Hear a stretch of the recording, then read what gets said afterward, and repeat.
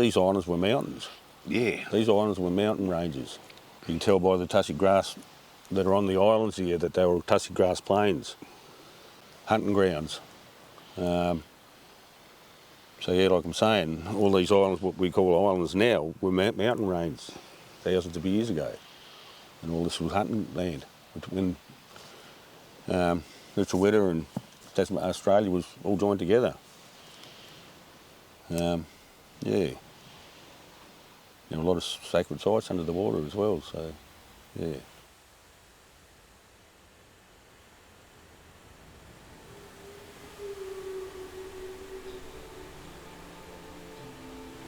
The land bridges, it's an amazing concept and one that you kind of have to think about and know a little bit about Earth history. And of course, what we do know is that during really cold periods, the last glacial maximum, which in this part of the world was around 20,000 years ago, the sea levels and sea volume was much lower. And so that means lower sea level and the coastline is much further out than where you might stand on today's ocean. Some cases it's many kilometres further out was where the coastline was 20,000 years ago. And in a place like the Bass Strait, where the depth of the ocean is only, on average, up to 50 to 90 metres below its current level. Once you lower the sea level to say 150 metres below its current level, you have an exposed landmass. And so this is called a land bridge because it's like a bridge.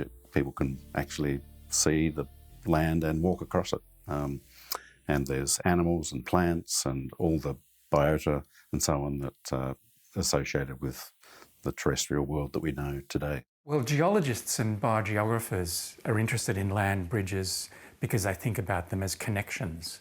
So, there are islands and continents that exist now that are separated by ocean.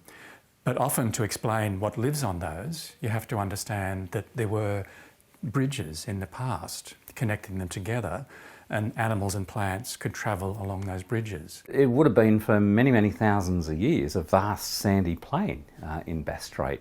We don't know too much about how vegetated it was, but I would imagine there's a lot of sand there now and some cobble kind of ground. But at the glacial maxima 20,000 odd years ago, that land bridge also extended across western Bass Strait and eastern Bass Strait, completely closing off Bass Strait between Tasmania and Victoria, so that there was just a large lake in between. In this case, between Tasmania and the mainland of Australia, it's much more than a bridge. We can see where this connection once existed, but it was actually a vast country in itself. The land bridge is still there, as it always has been. Our people walked, lived, birthed on that country. So it's special to our people.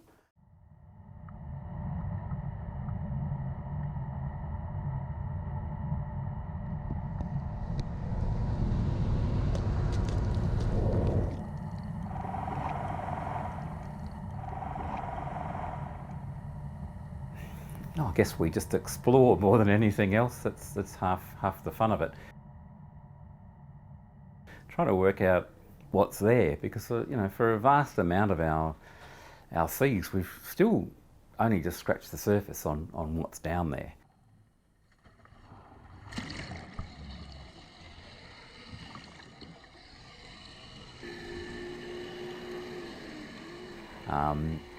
So, for many years we've been diving around the coastline and counting the fishes and the sea stars and the seaweeds and looking at their distribution.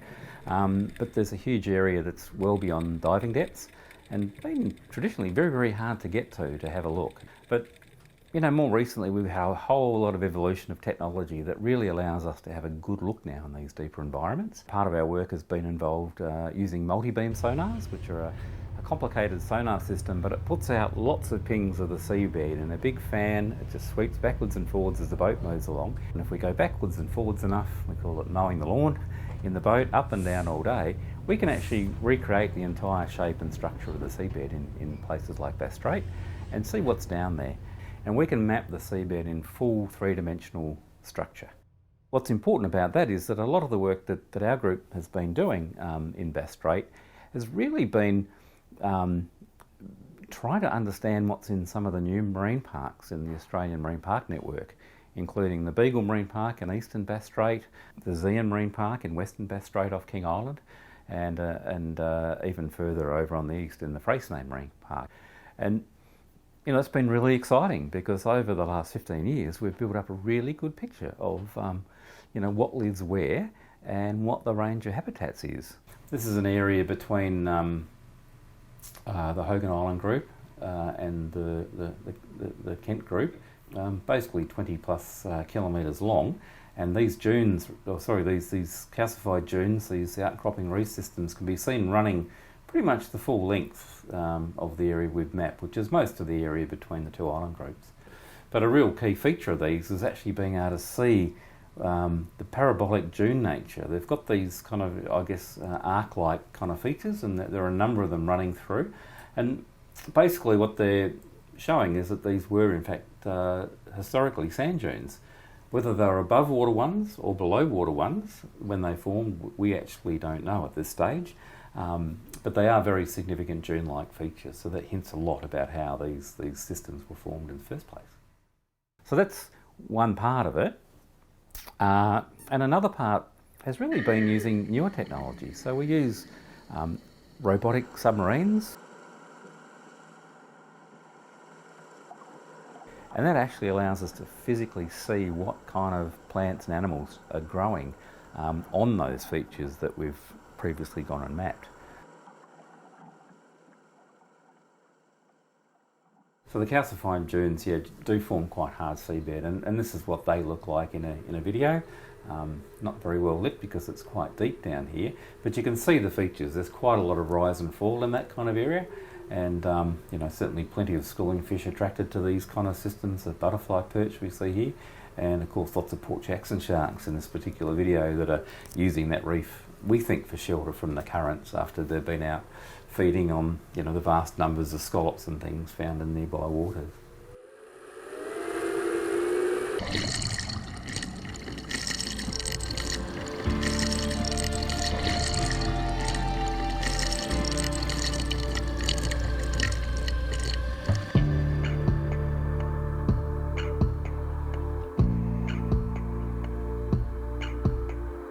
We can kind of visualise the very broad landscape.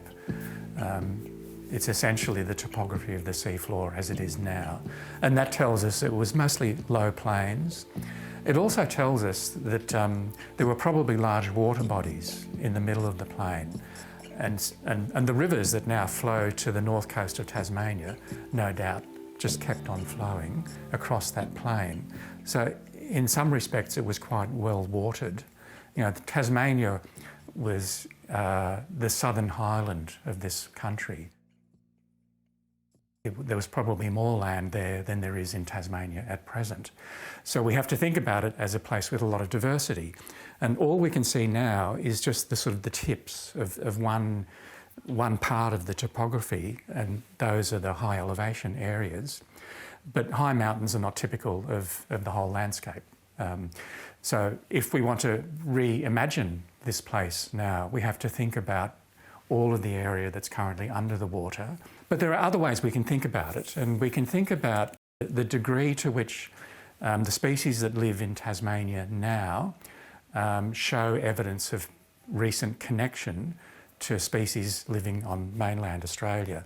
And one example might be the emu. Now, and I have to say, there are no emus in Tasmania at present, but that's because the British sent them extinct. They disappeared in about 1830. And there is recent work on the genetics of the Tasmanian and mainland emus that shows they're very, very similar. And the contact they must have had was emus living on the Bass Plain up to about 10,000 years ago. So from these connections, or these sort of links between Tasmanian and mainland animal species, we can tell something about what the Bass Plain itself must have been like. But there are also absences and differences that are really important. And a really good one to start thinking about is rock wallabies. There's plenty of perfect habitat for them, but there's no rock wallaby in Tasmania.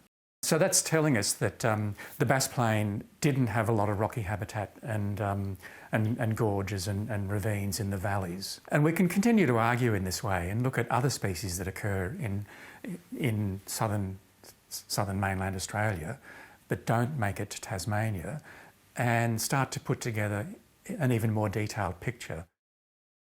So the Bass Plain had kangaroos, wallabies, emus. The populations of wildlife were abundant. You know, there would have been lots of waterfowl, probably lots of fish, which also I think indicates that it would have been a good place to live, you know, a very productive environment for people.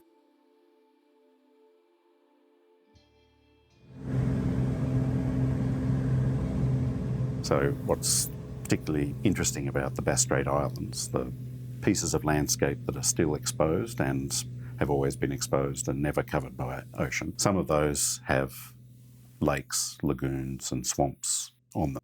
With the help of the traditional owners of this land, the Lutruwita peoples and Pakana peoples have been able to take us to these landscapes, and we've been taking cores from the wetlands, these lagoons and lakes and swamps, and taking those cores and looking inside the sediments, looking at the pollen, the charcoal, a whole range of other microscopic remains that can help us reconstruct what was growing in that environment, thousands of years ago.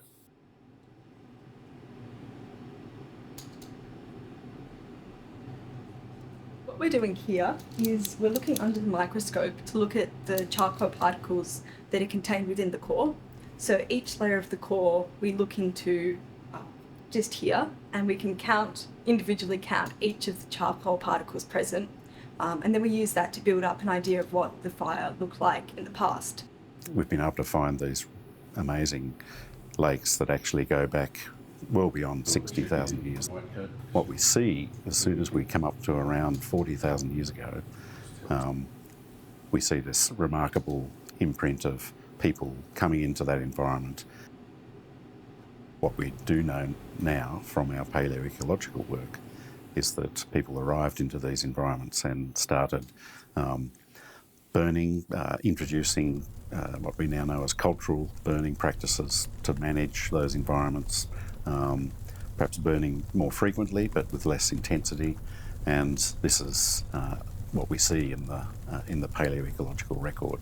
And this lasts for, as I've said, many tens of thousands of years.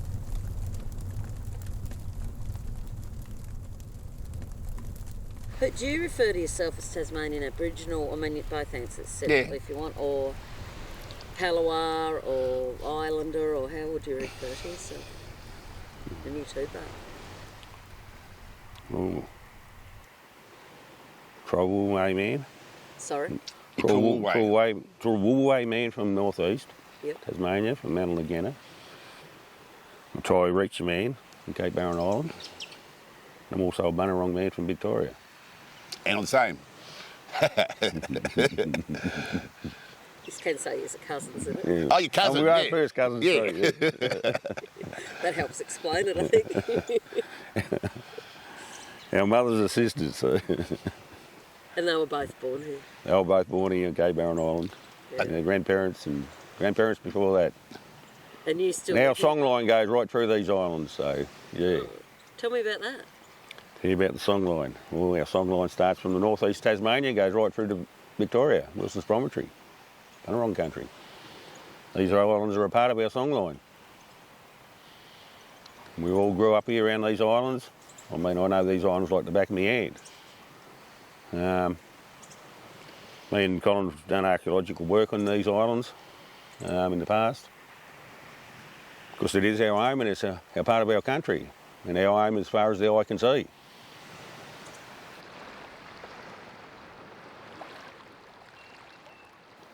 Or the Oxford Dictionary translates middens into a dump.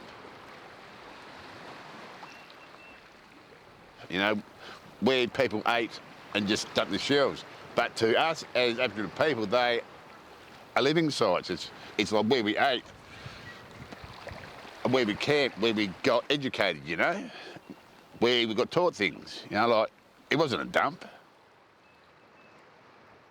Over here is the planet dunes. They were excavated by archaeologists in the early 70s. I think that they done 13 pits and they found Aboriginal stone tools and middens in most of them. We know of sites within the Furneaux Islands, some pretty old sites that have been found, and there's been archaeological digs and typically of people trying to prove what we already know, but you know, we know there's separate sites and that, but for me the whole area is a special place, yeah. I'm Fiona Marr. I currently live out on our islands out in Notoriously, which is Bass Strait, up at Lutruwita, Cape Barren Island. I feel really connected to our old people there. I don't know if you know the history of Waibelena. It's where they rounded up our people on mainland Tassie up into the northeast of Tasmania, and that a lot of us come from that area in the northeast. They exiled our people out to Waibelena, and that was a settlement over there where they almost imprisoned our people. Our people were forced to stop speaking language. They were stopped from practicing culture. They were set up a church and were Christianised, and our people just were never allowed to speak their language again or dance or anymore or sing. So that's how a lot of those stories would have been lost. So our culture is about nature, and within culture we respect all life and all things of creation. Everything has spirit, everything has spirit energy. So when you are aware of that, well then you can communicate spirit to spirit. My name's Wayne Thorpe. I'm of the Gunai people. I'm a cultural custodian, looking after our language, song, story and dance. A lot of our people are aware of that our ancestors travelled back and forwards across the land bridge, but we're talking over 10,000 years ago, so a lot of people are not aware of it, but those who are very active in our culture have some awareness, and we're piecing things together, so then we've got that broader awareness for all peoples about the existence of the land bridge and how our ancestors worked with the land bridge, walked across the land bridge, did ceremonies, hunted and collected our foods. Tell me about the archaeological work. We've done some excavations onto islands out here, one called Badger Island, and the other one was Prime Seal. Prime Seal. Yeah. And what did you find from that? I think on Badger that they found the date. So the bottom date was 21,000, and the top date was 8,000. Mm-hmm. Lots of people were visiting these islands before the land bridge flooded it. Mm. And in the cave on Prime Seal that we excavated in, it's called Madalena Cave today. Every spit layer that we excavated, there was emu shell. Yeah, fossilised too. Yes, the only excavation we were done with is emu shell and spit layers. It's been important too to bring some of our own names back for those places, hence that's why Lutruwita, we call it Lutruwita now, which is Cape Barren Island. We call Clark Island Lutruwita, And I think into the future we will rename a lot of our places. So, you know, we visit these places and we get the feelings of the significance there. We feel the ancestors, we feel that place.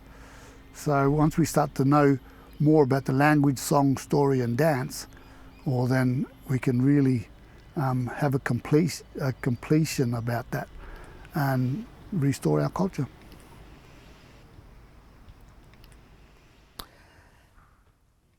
Fighting for our rights of our people all my life, and when we had land return, our first one was 1995. We had some parcel of land returned to our people. And then Lutruwita, Cape Barren Island was returned in 2005, and that drew me home to then live on the land that, you know, we'd fought for all of my lifetime. Yeah.